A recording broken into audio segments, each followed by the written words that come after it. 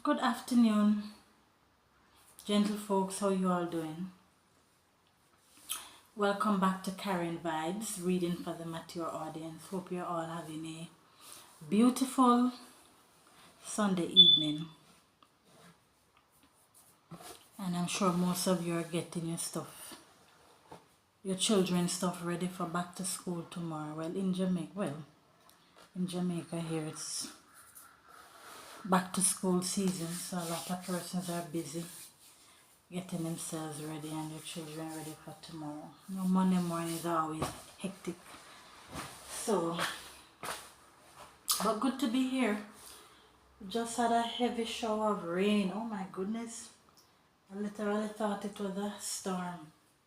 But we're glad for the rain, and I'm glad with the plants. Because the plants are dry and the grass, the lawn grass was extremely dry. I nearly thought it was dead. But I see like a little green patch here and there. So, we give God thanks, give thanks. So, yes, gentle folks, so we're just gonna get into it. I don't know, all of a sudden, because of the rain or something, see one or two mosquitoes after the spray. Well, it's not a lot, but still.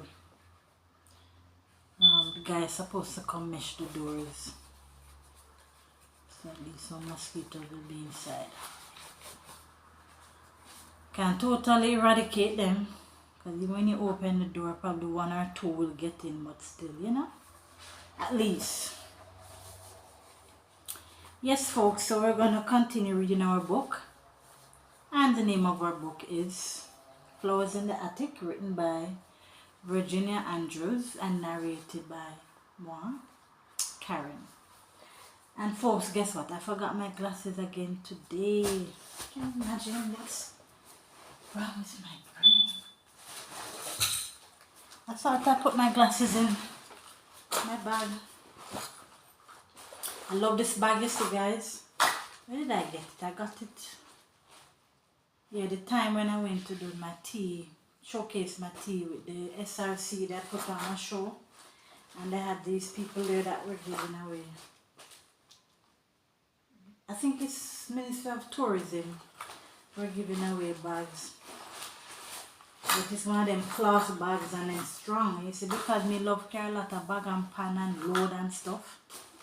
Yeah. So I like the bags that are strong. Let me see if I see my glasses. I'm sure I bought it at oh yes. Here it is.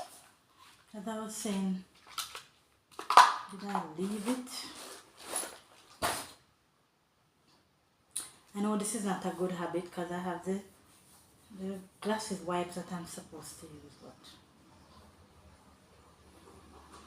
sometimes I have to take my hand on fashion. Excuse me. Oh, I heard a vehicle. I thought someone stopped at the gate. Yeah, they say something you have to turn your hand like fashion, so just use the end of my t-shirt. There, that's better. Alright, so we're just going to get right into it because we really want to finish this book. So, just want to get right in. So, we're at chapter...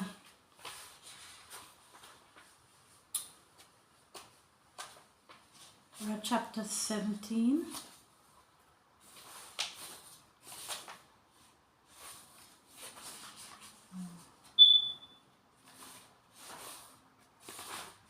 So we're at chapter 17.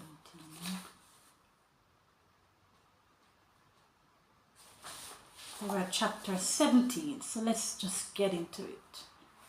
Growing up, growing wiser. So that's the heading. So please relax, guys, and take a little time to listen to some more of this story. Growing up, growing wiser. Another year passed, much as the first did. Mother came less and less frequently, but always with the promises.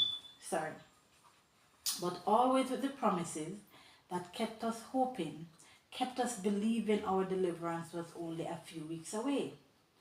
The last thing we did each night was to mark off that day with a big red X. We now had 3 calendars with big red X's. The first one was only half blooded with red. The second one X'd all the way through, and now a third over half filled with X's. And the dying grandfather, now 68, always about to breathe his last breath, lived on and on and on, while we waited in limbo. It seemed like he lived to be 60. It seemed like he lived to be 69. On Thursdays, the servants of Foxworth Hall went into town, and that was when Chris and I stole out onto the back roof to lie on a steep slope, soaking up the sunlight and airing under the moon and stars. Though it was high and dangerous, it was the real outdoors, when we could feel fresh air on our thirsting skins.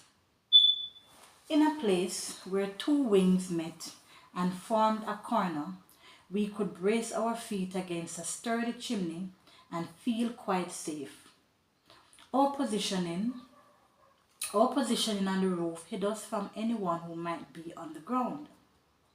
Because the grandmother's wrath had not yet materialized, Chris and I had grown careless. We were not always modest in the bedroom, nor were we always fully dressed. It was difficult to live day in, day out, and always keep the intimate places of our bodies secret from the other sex. Excuse me.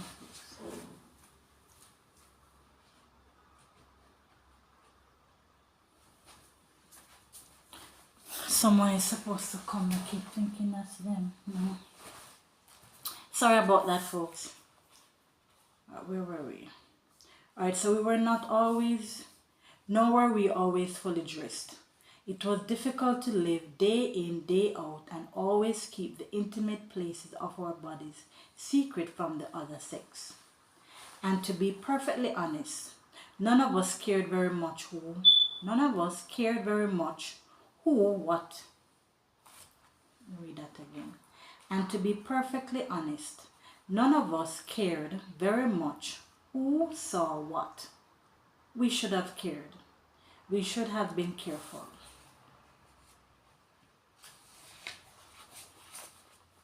We should have kept the memory of Mummy's bloody, welted back sharply before us, and never, never, never have forgotten.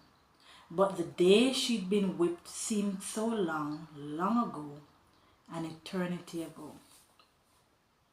Here I was a teenager, and I've never seen myself naked all over, for the mirror on the medicine cabinet door was placed too high for good viewing. I'd never seen a naked woman, or even a picture of one, and paintings and marble statues didn't show details. So I awaited a time when I had the bedroom to myself, and before the dresser mirror, I stripped off everything, and then I stared, preened, and admired. Incredible the changes hormones brought about. Certainly, I was much prettier than when I came here. Even my face, my hair, my legs, much less that curvy body. From side to side I twisted, keeping my eyes glued to my reflection as I performed ballet positions. Lord have mercy, why she gonna do this? I bet the grandmother went walking and see her. Guys, I'm holding my breath. A rippling sensation on the back of my neck gave me the awareness that someone was near and watching. I whirled about suddenly to catch Chris standing in the deep shadows of the closet. Silently, he'd come from the attic. How long had he been there? Had he seen all the silly, immodest things I'd done? Oh God, I hope not. He stood as one frozen. A queer look glazed his blue eyes, as if he'd never seen me before without my clothes on. And he had, many a time. Perhaps when the twins were there, sunbathing with us, he kept his thoughts brotherly and pure, and didn't really stare. His eyes lowered from my flushed face to my breast, then lower, and down to my feet before they traveled upwards, ever so slowly. I stood trembling, uncertain, wondering what to do that wouldn't make me seem foolish, proud in the judgment of a brother who knew well how to mock me when he chose. He seemed a stranger, older, like someone I had never met before. He also seemed weak, dazed, perplexed, and if I moved to cover myself, I'd steal from him something he'd been starving to see. Time seemed to stand still as he lingered in the closet, and I hesitated before the dresser, which revealed to him the rear view too, for I saw his eyes flick to the mirror to take in what that reflected. "Chris, please go away." He didn't seem to hear. He only stared. I blushed all over and felt perspiration under my arms, and a funny pounding began in my pulse. I felt like a child caught with her hand in the cookie jar, guilty of some petty crime, and terribly afraid of being severely punished for almost nothing. But his look his eyes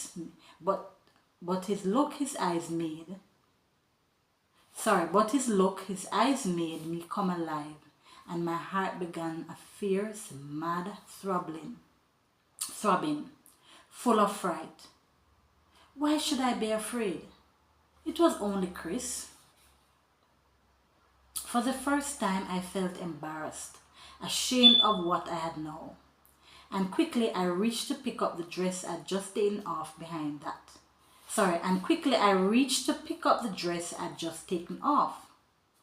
Behind that, I would shield myself, and I'd tell him to go away. "Don't," he said when I had the dress in my hands. You shouldn't," I stammered, trembling more. "I know, I shouldn't be. But you look so beautiful. It's like I'd never seen you before.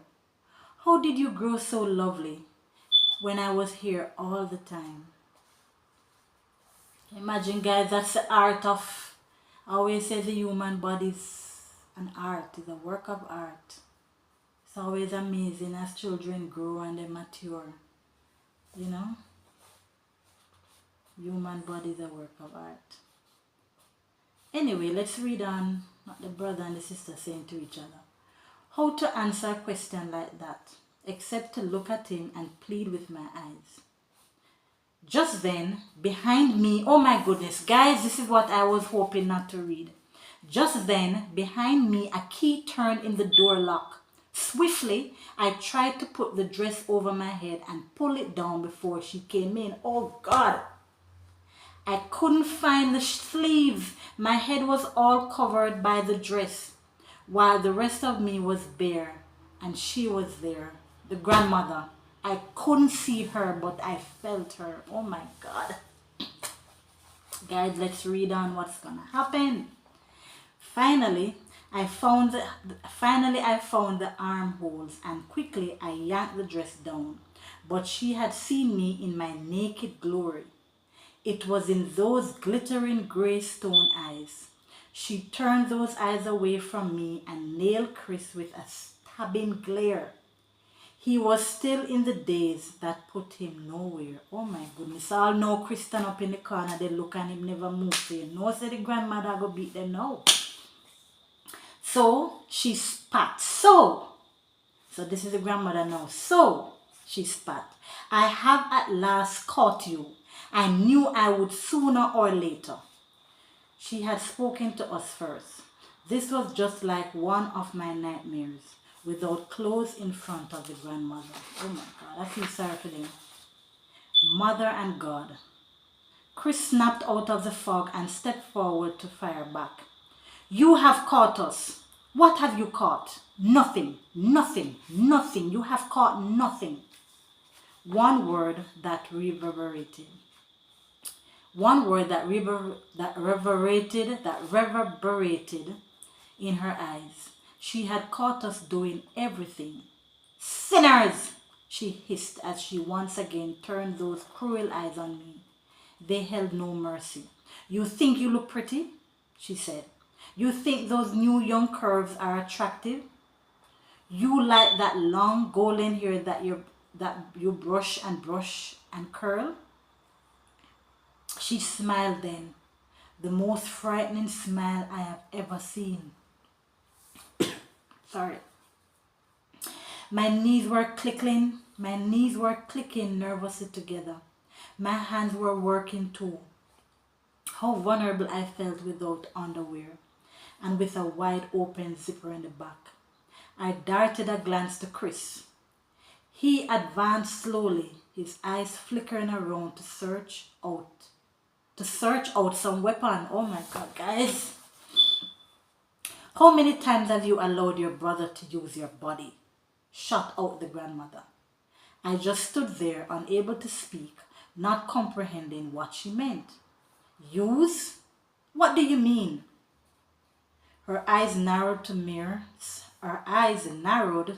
slits that sharply turned to catch an embarrassed blush on Chris' face, clearly revealing even to me that he knew what she meant, even if I didn't. What I mean is, he said, turning redder, we haven't really done anything bad. He had a man's voice now, deep and strong. Go on, look at me with your hateful, suspicious eyes. Believe what you will, but Kathy and I have never done one single wicked, sinful, or unholy thing. Your sister was naked. She has allowed you to look on her body. So you have done wrong. She whipped her eyes to me and flared them with hate before she pivoted around and stalked from the room. She left me quivering. Chris was furious with me. Kathy, why the hell did you have to undress in this room? You know she spies on us, just hoping to catch us doing something. A wild, distraught look came upon him, making him seem older and terribly violent. She's going to punish us. Just before she left without doing anything doesn't mean she won't come back. I knew that. I knew it. She was coming back with the whip. Oh my goodness gracious. I feel so sorry for them. Oh, why would... Anyway. Sleepy and irritable, the twins drifted down from the attic. Harry settled in front of the dollhouse. Corey squatted down on his heels to watch TV. He picked up his expensive professional guitar and began to play. Chris sat on his bed and faced the door. I hedged, ready to run when she came back. I'd run into the bathroom, locked the door. The key turned in the door. The doorknob twisted. Oh my goodness. I feel nervous, guys. The key turned in the door. The doorknob twisted. I jumped to my feet, as did Chris. He said, "Get in the bathroom, Kathy, and stay there." Oh, sorry, guys. Our grandmother walked into the room, towering like a tree, and she bore not a whip, but a huge, oh my goodness gracious. She bore not a whip, but a huge pair of scissors, the kind women use when cutting fabric to make clothes. They were chrome-colored, shiny, long, and looked very sharp. "Sit down, girl," she snapped. "I'm going to cut off your hair to the scalp, and then maybe you won't feel pride when you look in the mirror." What a wicked grandmother, people. What a wicked woman. Oh my goodness. Scornfully, cruelly, She smiled when she saw my surprise. The first time I'd seen her smile. Excuse me, guys.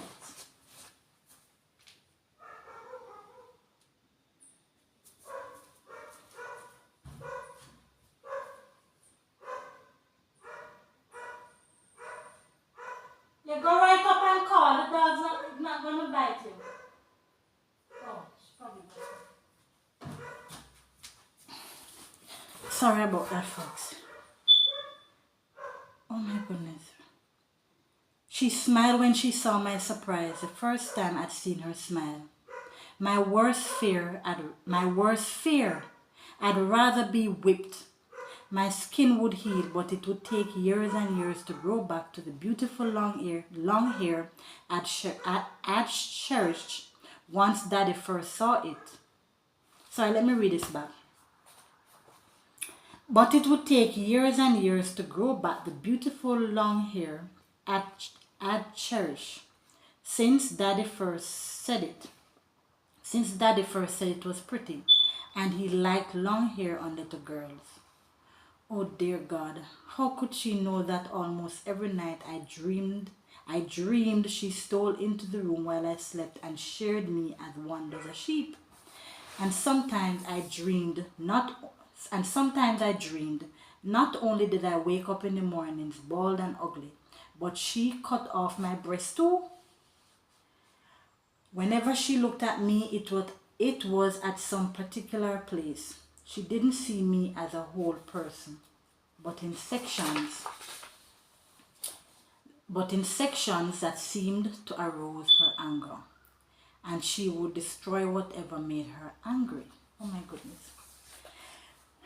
I tried to dash into the bathroom and lock the door behind me, but for some reason my dancer legs, trained so well, refused to move. I was paralyzed by the very threat of those long, shiny scissors, and above them, the grandmother's chrome-colored eyes were sparked with hate, scorn, contempt. Oh my goodness. So sometimes when I read as if I'm a part of the story, and right now I feel like I'm Kathy. And she's going to hold me here and cut it off. Oh my goodness. That's when Chris spoke up in a strong man's voice. You're not going to cut off one strand of Kathy's hair, grandmother. Take just one step in her direction and I will pound you over the head with this chair. Oh my goodness, here Chris.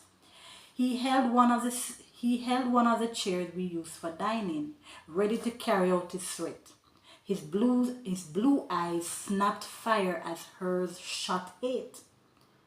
She flicked him a scathing glance, as if what he threatened were of no consequence, as if his puny strength could never overcome the mountain of steel she appeared. All right, have it your way.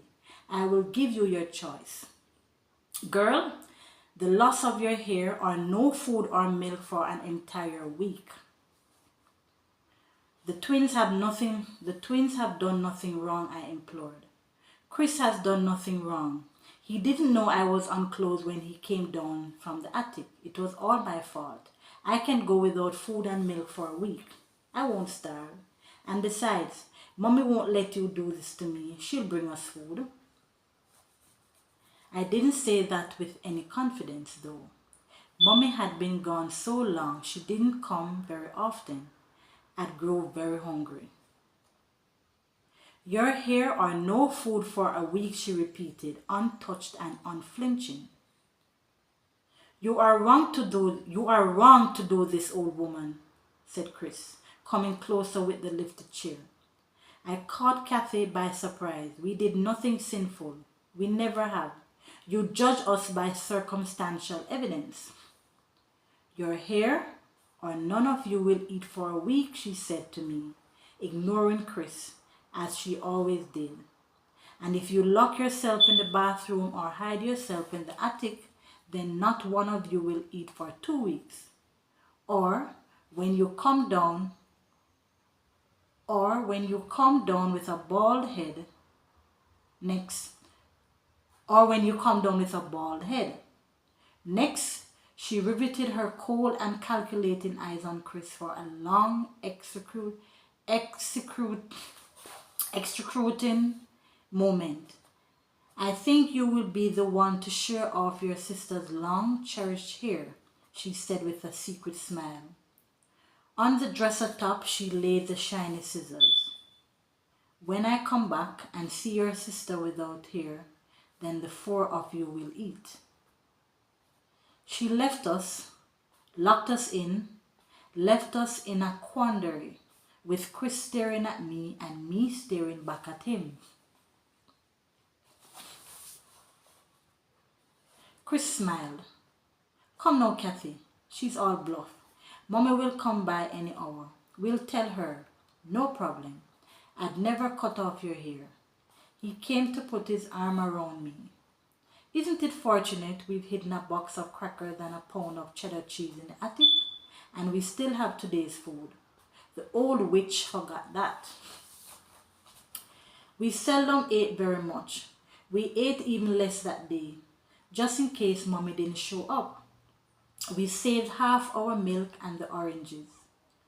The day ended without a visit from Mommy. All night, I tossed and turned, fretting in and out of sleep. When I slept, I had horrible nightmares. I dreamed Chris and I were in a deep, dark woods, running, lost, looking for Carrie and Corey. We called their names in the silent voices of dreams. The twins never answered. We panicked and ran in utter blackness.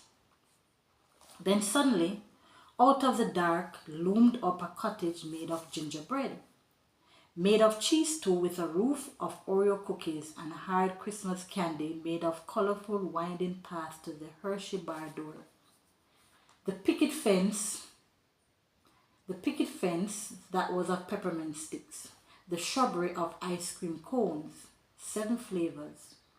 I flashed a thought over to Chris. No, this is a trick. We can't go in. He messaged back. We have to go in. We have to save the twins.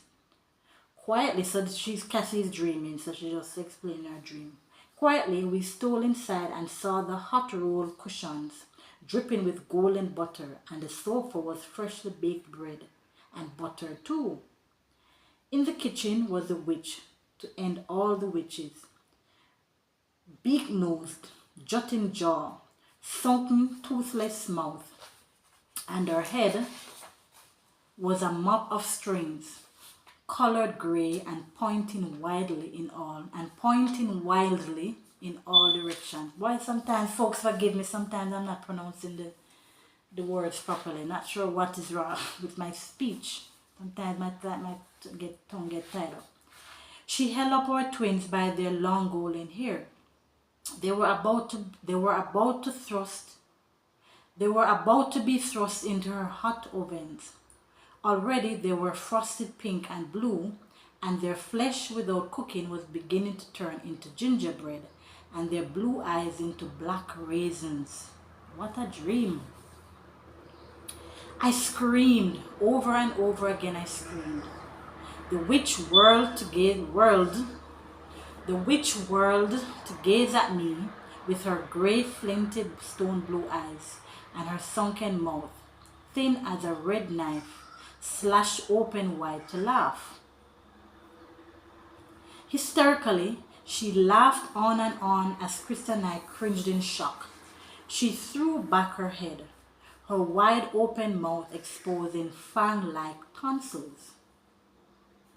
And staring frighteningly, she began to change from a caterpillar into a butterfly. She emerged as we stood frozen and could only watch. And there from the horror came our mother. Oh my goodness. Mommy, her blonde hair flowed as silken, streaming ribbons, writhing forward on the ground to snare us both like snakes. Slithering coils of her hair twined up and around her legs to creep nearer our throats, trying to strangle us into silence. No threat to her inheritance then. I love you, I love you, I love you, she whispered, without words. I woke up, but Chris slept on, just as the twins did. So folks, I'm gonna pause right there for today, and we'll be back. Why the story have me on edge? Really has me on edge. I don't know, sometimes when I read I tend to immerse myself into the story, which is, maybe I shouldn't do that. But you know, you ever read a book that is so interesting and it's as if you're one of the characters, or you're standing by in the story watching what's happening and feeling so overwhelmed and what have you. Yeah, when I read I tend to do that most of the time. Maybe it's not good, but yes folks, so we pause there for today, and we will be back again in short order. I promise you, we'll be back again in short order, because I really want to finish this. So despite whatever else that I have doing, and despite how busy I am, I'm gonna make time to ensure that we finish up this book. Alright folks, so do enjoy the rest of your Sunday evening, and have an awesome day tomorrow. Those who are going to work, those who are going to school, whatever it is that you have planned for tomorrow, have an awesome day. And just keep a positive attitude. Tell yourself that the day is going to be fine and everything is going to work to your favor. You know, just be positive. Alright folks, I'm out. So remember to like, subscribe and share. And let me just say thank you to the folks, for the 1 and 2 folks who have been replying to me and sending me comments, and the 1 and 2 people that have liked my videos. And thank you to you all that subscribe to my video. I really appreciate you folks. To all of you that subscribe to my channel, I really appreciate you folks, because you didn't have to. So I appreciate your subscription. Thank you so much. So peace out. Enjoy the rest of your Sunday evening. I'm gonna go finish painting some buckets, and I'm gonna plant some palms, and then I'm gonna go home to get some paperwork done. So peace out guys, see ya.